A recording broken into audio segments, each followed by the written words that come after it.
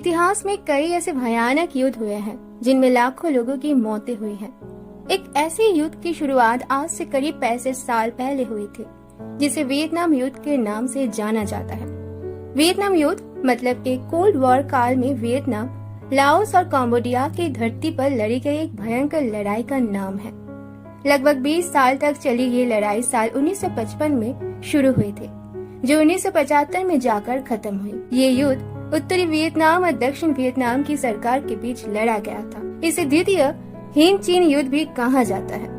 America ने कई जंगें लड़ी हैं और कई जीती भी है, लेकिन कुछ युद्ध उसके लिए गले की हड्डी बन गए थे। ना निकलने बन रहा था और ना उगलने बन रहा था।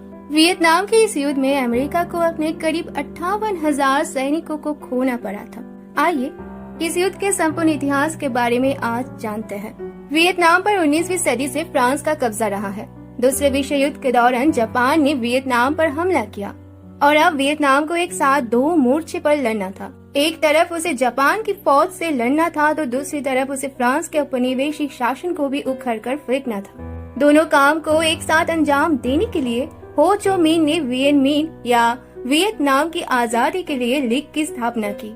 हो चो मिन वियतनाम के राजनेता थे जो चीनी और सोवियत साम्यवाद से काफी प्रभावित थे। दूसरे विश्व युद्ध में अपनी हार के बाद जापान की सेना वियतनाम से निकल गई। जापान के निकलने से वियतनाम पर सम्राट वाओ डाई का कब्जा हो गया, जिन्होंने फ्रांस से पढ़ाई की थी और उनको फ्रांस का समर्थन भी प्राप्त था। यानी वियतनाम पर फ्रांस की कठपुतली सरकार का शासन था। हो को वियतनाम पर कब्जा करने का मौका देखा। उनकी वियत मिन सेना ने हनोई के उत्तरी शहर पर कब्जा कर लिया और उसे लोकतांत्रिक गणराज्य वियतनाम करार दिया और इसके बाद हो चो मिन को वियतनाम का राष्ट्रपति बनाया गया। फ्रांस की मदद से सम्राट बाओ ने उस क्षेत्र को फिर से अपने कब्जे में करने के लिए मुहिम छेड़ा। जुलाई 1949 में उन्होंने वियतनाम राज्य का गठन किया और साइगोन को उसकी राजधानी बनाई गई। दोनों चाहते थे कि वियतनाम का एकीकरण हो, लेकिन सिस्टम को लेकर उनके बीच मतभेद थे। हो और उनके समर्थक चाहते थे कि उनके देश को अन्य कम्युनिस्ट देशों के मॉडल पर विकसित किया जाए। वही बाओ और अन्य लोगों की चाहत थी कि वियतनाम पश्चिमी देशों का मॉडल अपनाए। वियतनाम युद्ध में अमेरिका की सक्रिय भागीदारी 1954 में शुरू हुई। हो की साम्यवादी सेना का उत्तरी वियतनाम पर कब्जा होने के बाद उत्तरी और दक्षिणी भाग की सेनाओं के बीच युद्ध शुरू हो गया। मई 1954 में उनके बीच निर्णायक युद्ध हुआ। उसमें वियत मिन सेना जीत गई। युद्ध में फ्रांस की हार के साथ ही वियतनाम में फ्रांस के औपनिवेशिक शासन का अंत हुआ। जुलाई 1954 में जिनेवा कॉन्फ्रेंस में एक संधि हुई, जिसमें वियतनाम को दो भागों में बांट दिया गया। हो के कब्जे में उत्तरी वियतनाम रहा, जबकि वाओ के कब्जे में दक्षिणी वियतनाम। संधि में प्रावधान था कि देश का फिर से एकीकरण के लिए 1956 में चुनाव होगा।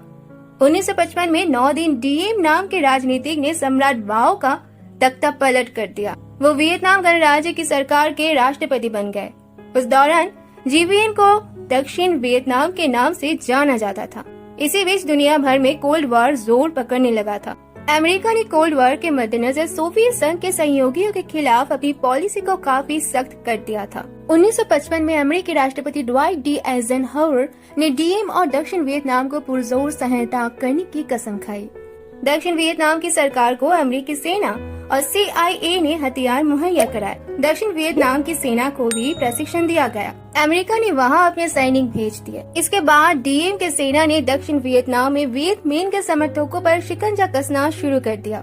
करीब 1 लाख लोगों को गिरफ्तार कर लिया गया। उनमें से कई को बुरी तरह टॉर्चर किया गया और प्रताड़ना दी गई।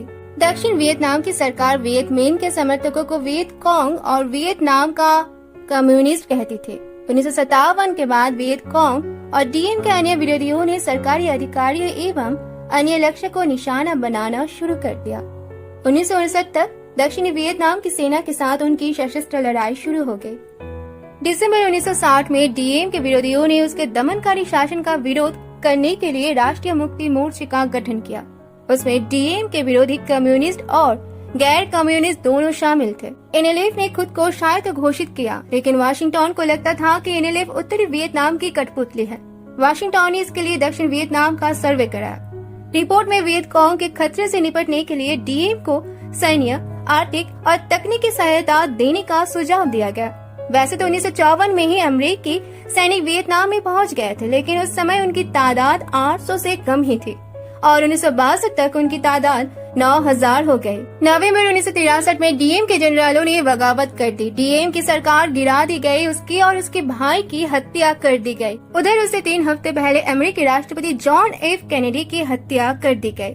दक्षिण वियतनाम में बदल रही परिस्थिति ने कैनेडी के उत्तराधिकारी लिंडन बी जॉनसन को वियतनाम में अमेरिकी सैन्य और आर्थिक सहयोग बढ़ाने की जरूरत महसूस हुई। अगस्त 1964 में अमेरिकी के 2 जहाजों पर टोंकिन की खाड़ी में हमला हुआ। इसके बाद अमेरिका ने उत्तरी वियतनाम में बदले की कार्रवाई के तौर पर बमबारी का आदेश दिया। अगले साल अमेरिकी जहाजों ने वियतनाम में बमबारी शुरू कर दी। वियतनाम में अमेरिका ने अपने इस ऑपरेशन का नाम ऑपरेशन थंडर रखा। मार्च 1965 में जॉनसन ने वियतनाम के युद्ध में और सैनिकों को भेजने का फैसला लिया। जॉनसन ने वियतनाम में सैनिकों की संख्या बढ़ाकर करीब 4.5 लाख कर दी।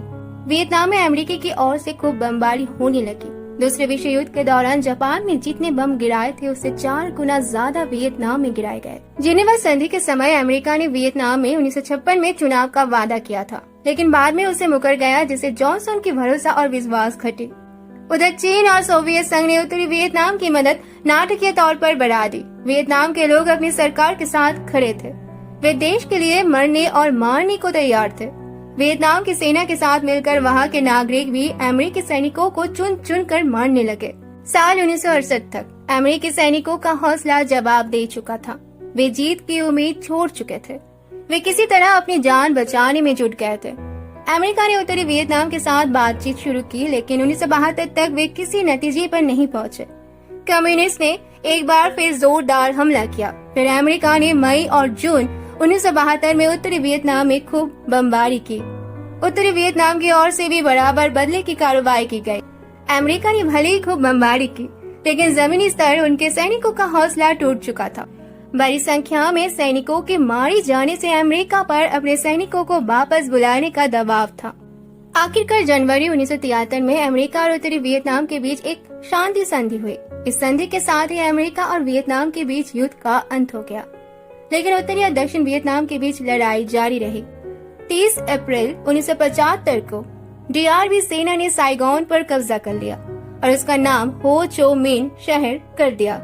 1976 में डीआरवी ने वियतनाम का एकीकरण किया और उसका नाम समाजवादी गणराज्य वियतनाम हो गया। इतिहास के इस भयंकर युद्ध में दोनों पक्षों को भारी नुकसान उठाना पड़ा। वियतनाम के करीब 20 लाख लोगों के मारे जाने और 30 लाख के करीब लोगों के घायल होने का अनुमान है। करीब 1.2 करोड़ लोगों ने दूसरे देशों में शरण लिया, तो उधर अमेरिका को अरबों डॉलर पैसा खर्च करना पड़ा और साथ ही अमेरिका के करीब 58,000 सैनिक भी मारे गए।